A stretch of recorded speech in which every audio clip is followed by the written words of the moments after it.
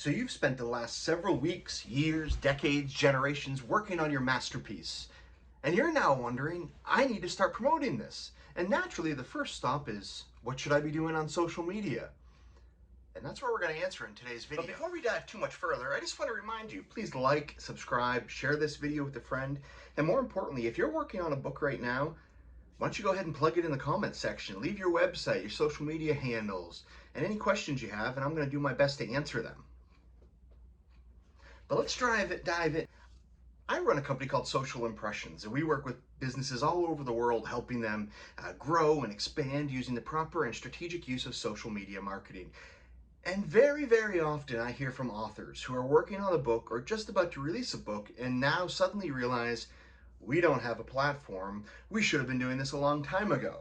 And so they call me and they're in a flurry of texts or emails or phone calls about quickly, how do I grow my platform large enough, fast enough so that I can impress a publisher or an agent or get a good, well-paying book deal. And the challenge is the conversation always goes the same. And the first thing I want to share with you is start now.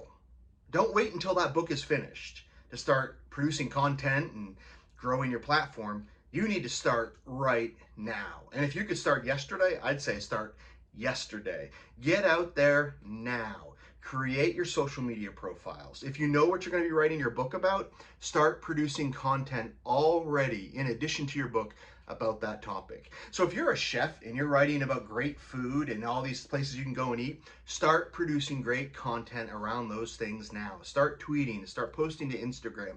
Don't wait for your book to be done to then say, I need to market it, right? Because when you start a business, what do? You market it prior to the doors opening, hopefully. Well, with your book, if you're hoping to get a book deal someday or sign a big, profitable book deal or get a good agent, they're going to want to see proof of your platform now, which puts a ton of pressure on you to get it right. And it also kind of opens up the door to gray areas where maybe I should buy some followers or buy some fans, or I could prop up my numbers by buying 10,000 Instagram followers, and that's never the right thing to do. Here's the thing, social media operates with two major leveling and measuring factors, one of which is your following, but the second is engagement.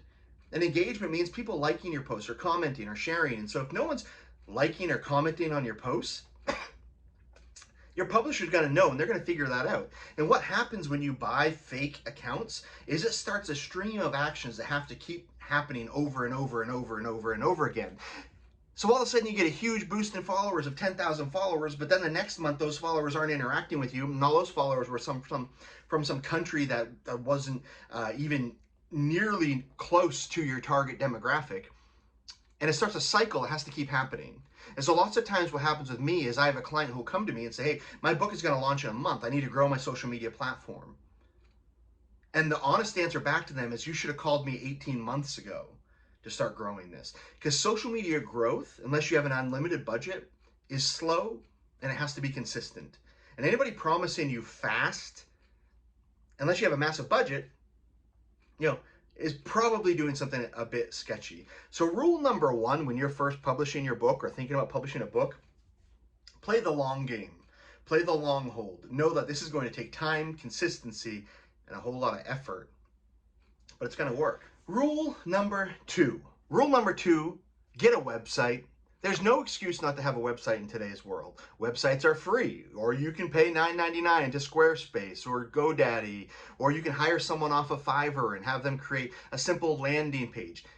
Just get one. Don't wait around and then think you're going to launch a book and you're going to get famous without a website. You need to be Googleable now, before your book comes out. So get a basic website and have them put a blog on it. So then you have a place where you can test out some chapters or do chapter previews or do a video or share your journey in the process of writing your book, something to begin trickling out content from your book.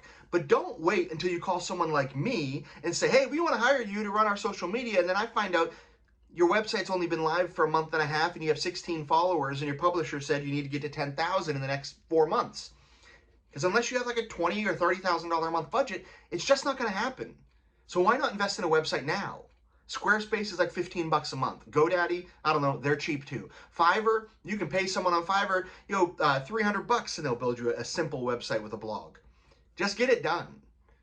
It is as important as getting your book finished is having a place where people can Google you and find you and start getting in contact with you. Have a place where they can sign up for your newsletter. Oh, I don't want to send a newsletter. I don't have time to write one. Too bad.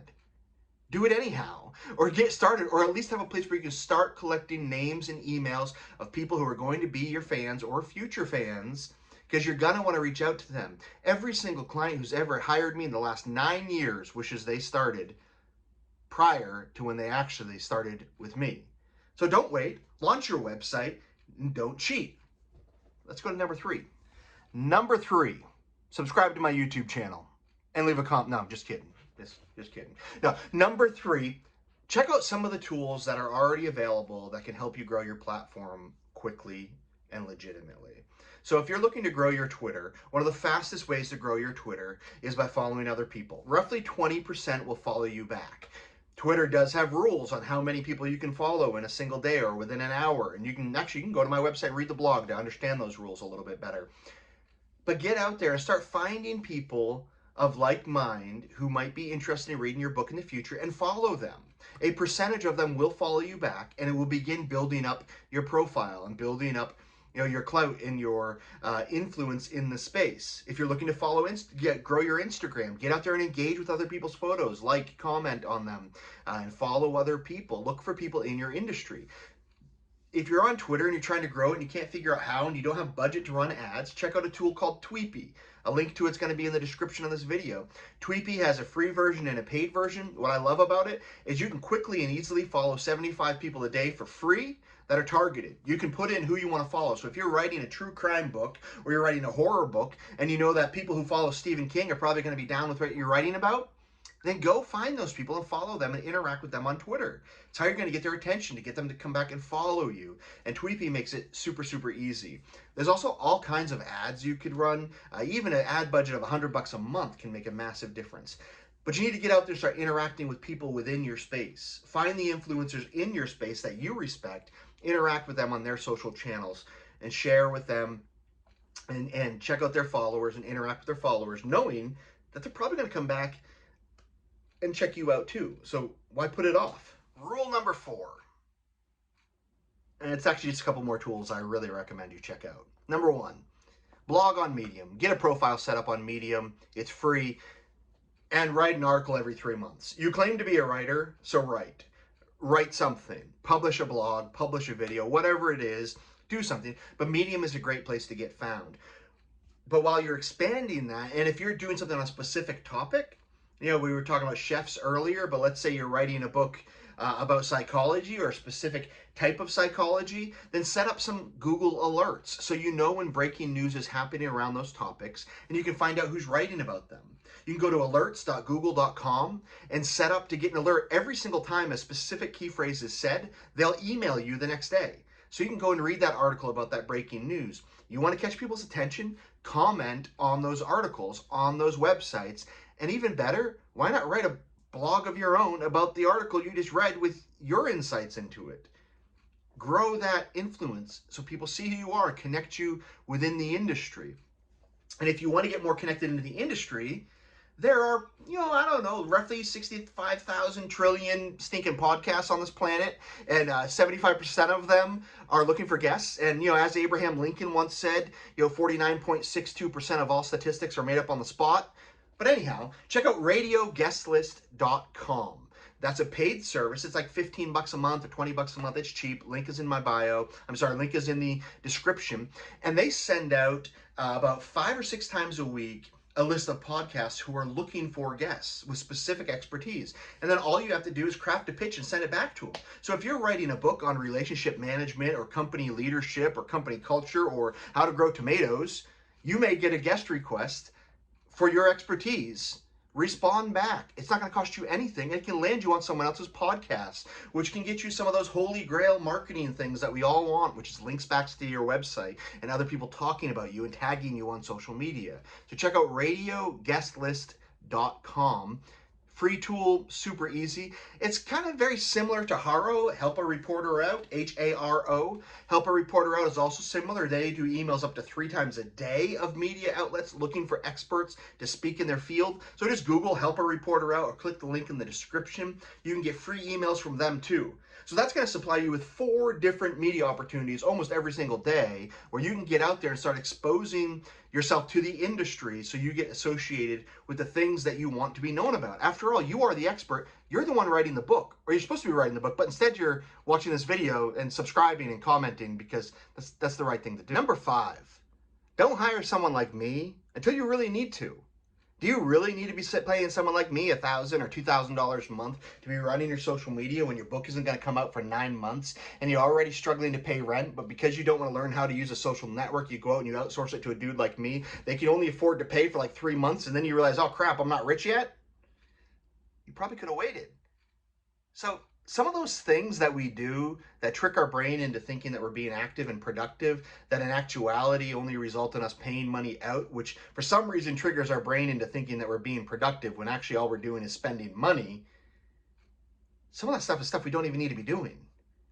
So hold off for a little while on paying someone to take over the things you don't want to do if you really can't afford to do them. If you don't have a book budget, well, then you need to set one so that you know what you can afford to spend on marketing. You also need to know your numbers. If you're going to self-publish, you need to know what your profit's going to be on per book sold. If you're going to go through a publishing agency, then you're going to want to know what that percentage of the sale is that you're going to get, which will be significantly less than self-publishing. But all those numbers add up to you figuring out what your book budget is going to be, what your book marketing budget is going to be. Realizing that maybe for you, your book is just a stepping stone to speaking gigs or getting on stages or more consulting, or maybe you're just going to sell books in bulk at speaking events. No matter what, know what you can afford to pay in order to market your book.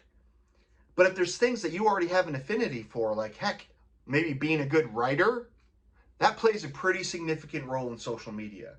So hold off until you're certain you need to hire someone. Because sometimes I feel like people hire consultants like me and it's way too early. If they would have waited a few months, we could have had a relationship for years instead of 8 weeks. So just wait, plan out, and budget. And number 6, don't stop. Don't just give up because you didn't go viral in the first week and a half and your Twitter account is still at 26 followers. Right? It all takes consistency, which is why it's so important that as soon as this video ends, and right after you subscribe to this video, like it, share it with your friends, and then email your mom and tell her to send it to the church group so they can tell all their friends that they want to subscribe to my channel. Right after you do those steps, start getting active with social media. Have a plan. Realize your engagement matters. Numbers matter, yes. But if they're fake numbers from another country, from fake followers or fake Instagram fans or fake YouTube subscribers, they don't matter because the engagement isn't going to be there. And your publisher is not an idiot, hopefully, and they'll know that there's no engagement there. So your numbers matter. Consistency matters. Just getting active with it matters. Planning it out matters. And know your budget. Know what you can afford to invest to market your book. And just like you had an outline at one point when you were writing your book, and just like you had a proposal when you were pitching that publishing house or that agent, you need to have the same outline for your goals and timeline for this book. If it were me, if I were publishing a book and I was almost done and I knew that the book's going to come out 18 months from now, I would want to make sure that my social media is consistently posting every single day at least 12 months in advance. Because you need to grow your platform. And your platform growth takes time and consistency if you do it in an honest way and if you subscribe to my YouTube channel. My YouTube channel does this magic dust thing where magically people just go viral, they get rich, they go out, they buy pyramids. Several people have bought baby zebras that they've sent me pictures of. If you don't believe me, comment in the section below and tag a friend so they can then show you their picture of their baby zebra. But get active. Don't give up. And whatever other questions you have, ask me below. There's a ton of tools out there that I'm not going to mention in this video because we've gone longer than I want to anyhow.